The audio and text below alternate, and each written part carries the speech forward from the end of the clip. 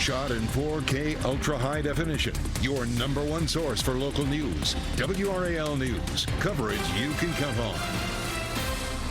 Our cold front moved through with some good-looking rain, also some good-looking temperatures and a nice feel behind the front. I'll show you why it'll be less humid. Votes of the dead, a complaint tied to 2024 ballots, goes before the State Board of Elections today. Why they were counted and why it could now cost Wake County board members their jobs. Casino rejected. The Lumbee tribe votes against a large gambling development along I-95. The concerns from voters that affected their decision. Good morning, everyone. It is 4:30. Glad to have you with us on this Wednesday as we welcome you in. I'm Renee Chu.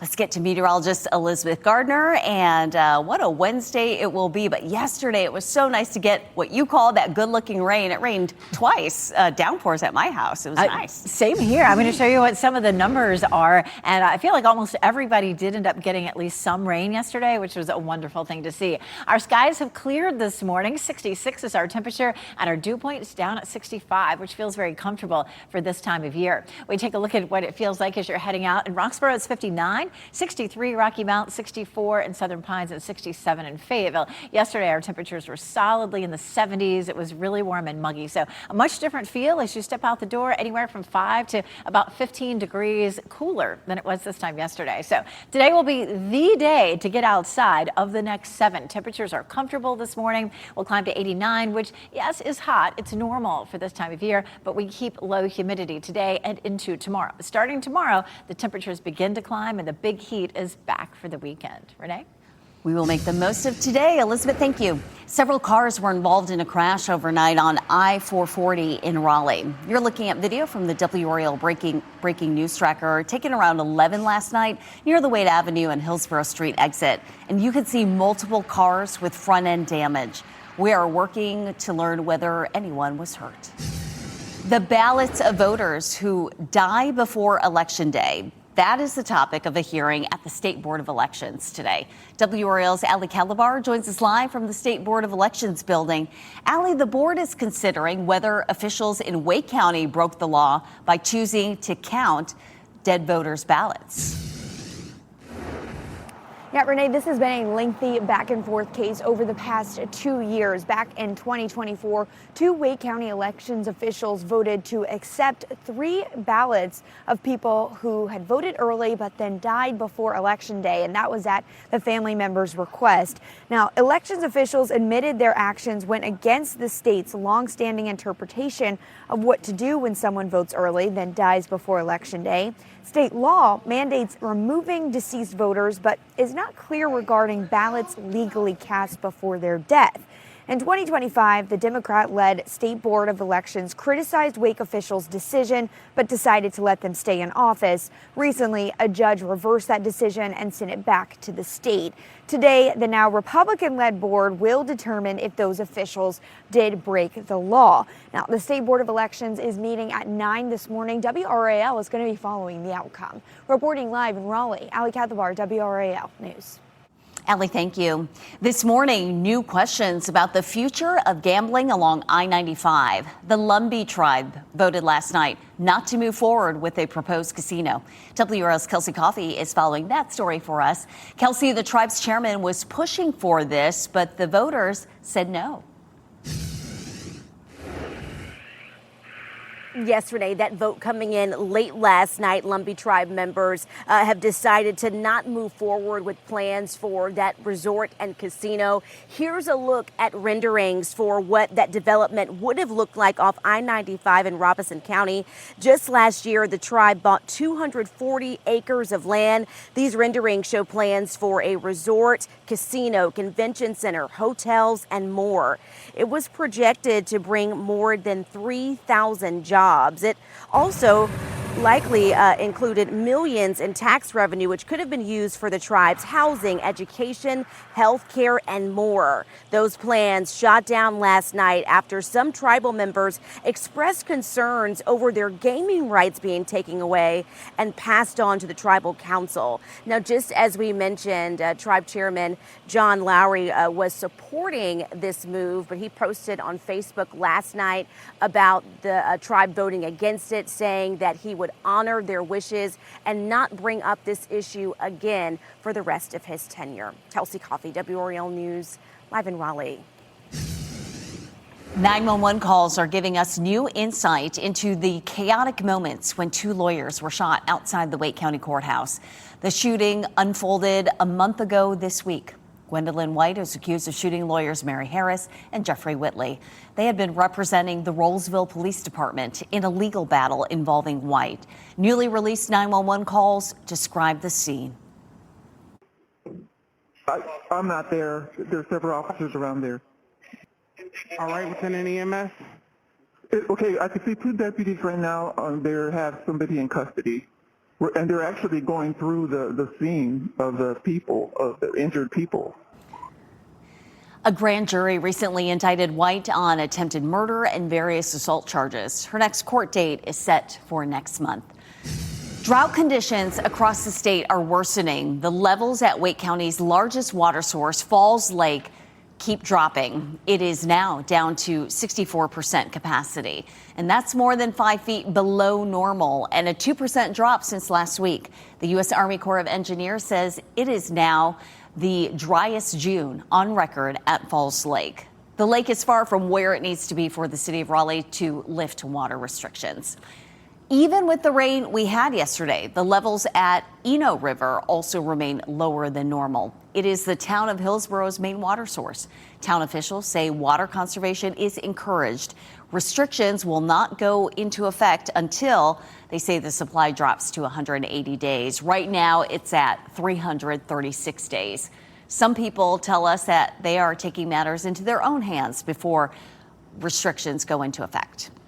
We've been trying to conserve. We have a lot of plants and stuff like that, so we do water them, but just on a limited amount, whatever we think we can, get by with and keep them alive. We asked the town of Hillsboro why 180 days of water is their benchmark for implementing restrictions. The Public Works Director says irrigation restrictions are year-round, and many customers naturally conserve water, so that's what works for them. The city of Raleigh issued 92 official warnings to customers last week about water restrictions. Before that, it had only issued 10 warnings since the restrictions went into place in April.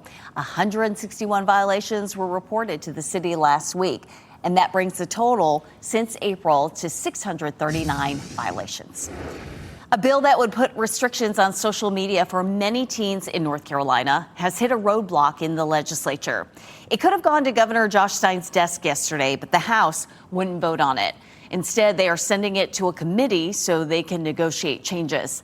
The bill would ban social media accounts for children under 14 and require parental consent for 14 and 15-year-olds. The bill's sponsor says they are trying to work out how age verification would work and who enforces it.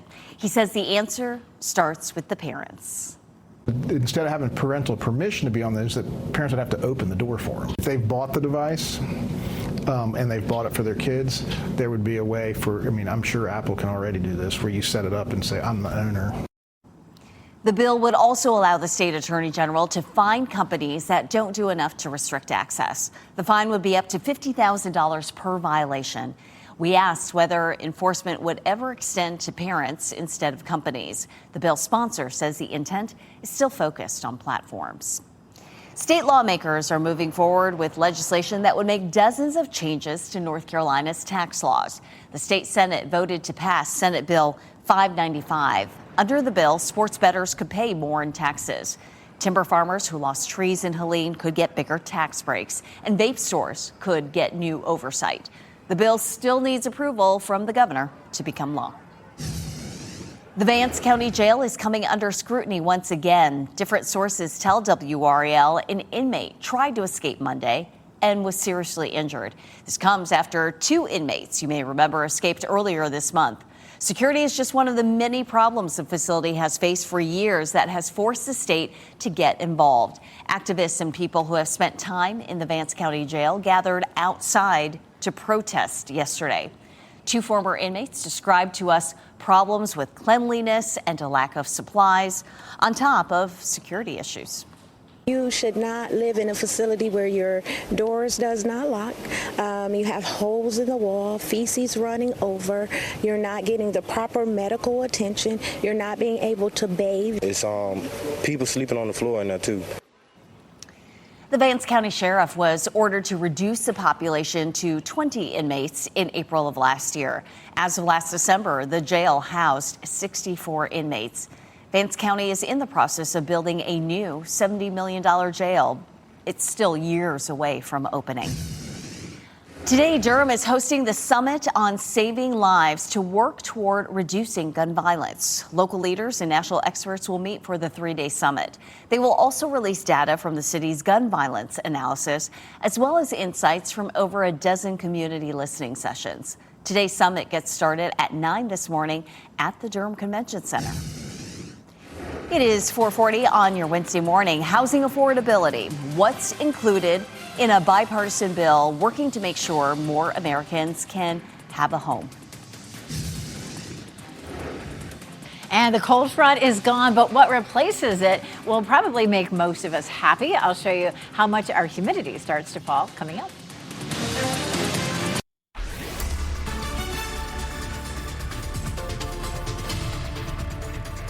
444. Yesterday's cold front has moved on out. It did bring us some good rain across our area. I'll show you how much you saw in your area coming up. This high pressure system takes control, so we're going to be dry for the next couple of days, and it's going to send us a slightly cooler, a little less humid air mass. So today's going to be the perfect day to get outside. Maybe you need to do a little yard work, get some exercise in, whatever you need to do outside. Today is going to be the primo day. We take a live look at Franklinton this morning, and they are all dressed up, ready for the 4th of July.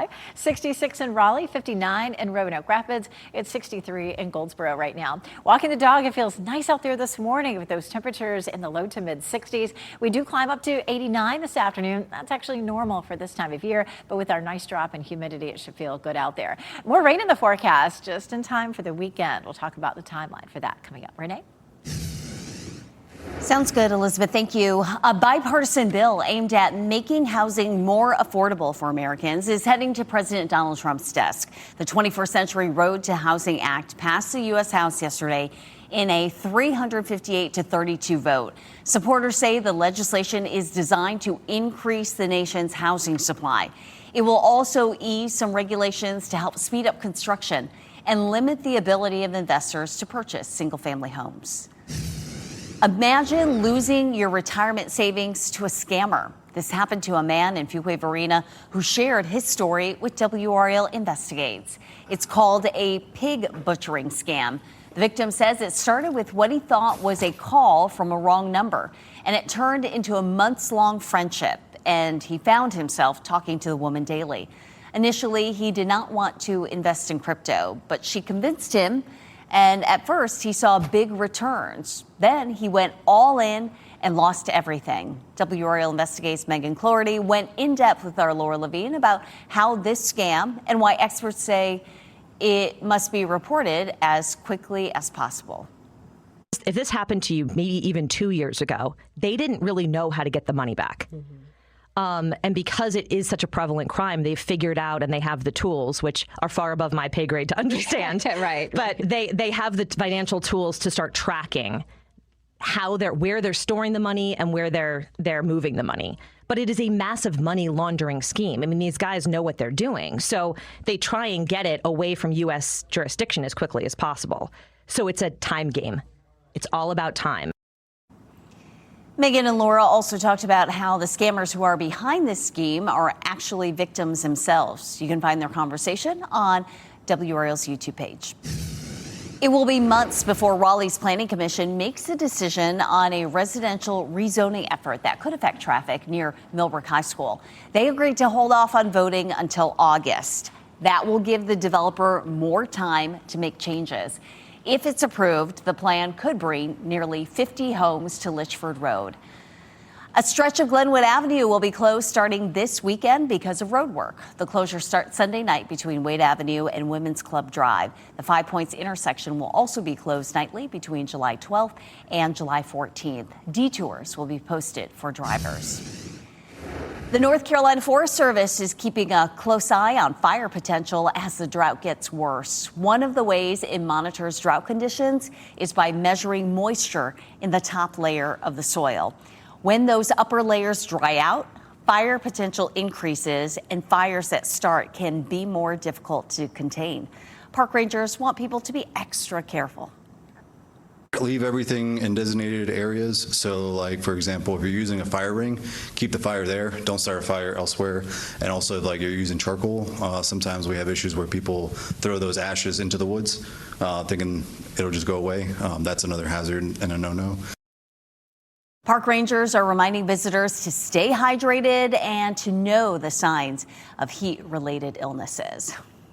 It's going to be a warm one today, but it won't feel as hot because our humidity levels have dropped. Meteorologist Elizabeth Gardner in the WRAL Severe Weather Center. It's almost like yesterday's rain just kind of gave us a nice refreshing slate, and it feels really nice today. It really did. And here's how that happened. Here's the front. This front, as it comes through, provides lift in the atmosphere, which created the showers and thunderstorms. And we got some good rain across much of the region. Then behind it, high pressure builds in. High pressure systems rotate clockwise. So that high is now dragging down some cool, dry air from Canada. This time of year, that doesn't usually last. So we will end up seeing that mitigated by the weekend. We'll see more heat and humidity coming back through. This is a look at the rainfall that we've seen in the last 48 hours, and about an inch in Southern Pines, over 3/4 of an inch in Fayetteville, around half an inch in Clinton, but close to 2 inches in Goldsboro, and in Raleigh, almost 3 inches, 2 1/4 in Roxborough, almost 2 inches in South Hill. So we've definitely had some good rain. Every bit of rain helps, but at this point, we're looking at needing about 15 inches of rain in a month to get rid of the drought. But happy to see that. Definitely everyone's yard, flowers, gardens, crops, all that certainly, it was definitely helpful. 66 is our temperature. Our dew point sitting at 65. That keeps us in the nice zone. It feels good as you step out the door this morning. 62 in Chapel Hill, 66 in Knightdale, and 65 in Holly Springs. These temperatures are anywhere from about 8 or 9 to 15 degrees cooler than this time yesterday. And with a drop in humidity, it'll feel okay this afternoon. I mean, we're going to be close to 90 degrees, don't get me wrong, but when we see the humidity drop, it just feels so much better. That high pressure system I was showing you, we can thank for that. That high pushes southward with that drier air and keeps us nice and dry. The green shaded area is where the humidity is, and it begins to sort of creep back Thursday, but we're back to full on humidity by Friday, and that will last into the weekend. So by Friday, we're back to steamy, and it'll be steamy to tropical Saturday and Sunday. We'll also add a chance for showers and thunderstorms. We don't end up with a record high Saturday and Sunday. We're close to it, but the records this time of year are in the triple digits. We're back to a 30 to 40% chance of rain Friday, Saturday, and Sunday. I'll show you how much more that could add to the rain gauges coming up. Renee? Elizabeth, thank you. Comedy on the Court. A new movie coming out next month tackles the world of pickleball. That and more ahead in the Hollywood Minute. A comedy series about pickleball and a new spin-off of The Big Bang Theory are both coming soon. Douglas Hyde has that and more in today's Hollywood Minute. You wrote a prescription for pickleball? You didn't actually bring it to the pharmacy, did you? Oh, of course not. I'm not an idiot. Apple TV is serving up the first trailer for its new pickleball comedy, The Dink. New Girl star Jake Johnson plays a washed-up tennis pro who reluctantly turns to pickleball to save a struggling club and win his dad's approval. The Dink debuts July 24th. Where's my son? Don't ask questions that you don't want the answers to. Audiences certainly found I Will Find You. Netflix's biggest new series debut of the year is a certified hit. The Harlan Coben crime thriller racked up an impressive 24 million views in just its first 4 days. What's your plan? No, I don't really have one. I'm kind of new to the action genre. Here's a first look at the new Big Bang Theory spinoff, Stuart Fails to Save the Universe. The HBO Max comedy series, out next month, centers on a guy who breaks a device built by Sheldon and Leonard, and it winds up sending him into different realities. A few familiar Big Bang faces are also along for the ride. In Hollywood, I'm Douglas Hyde. 2 college players from Tobacco Road are NBA bound after they were picked in last night's draft. Duke's Cameron Boozer is headed to Memphis to play for the Grizzlies. He was selected 3rd overall. UNC's Caleb Wilson was up next, drafted by the Chicago Bulls in the number 4 pick. The draft continues tonight with round 2. The Stanley Cup is still making stops all around the state, including a stop inside the legislative building. Lawmakers honored the Hurricanes and praised the team for their Stanley Cup run. Coach Rod Brendamore, Captain Jordan Stahl, and Assistant Captain Jordan Martinook were all there. Brendamore said the Hurricanes could be a model for everyone. Not counting every vote. Why one case from the 2024 election is being revisited, and the push for 2 Wake County Board of Election members to lose their role. Saying no to a casino, the voter concerns that affected the outcome, causing the Lumbee tribe to vote against it.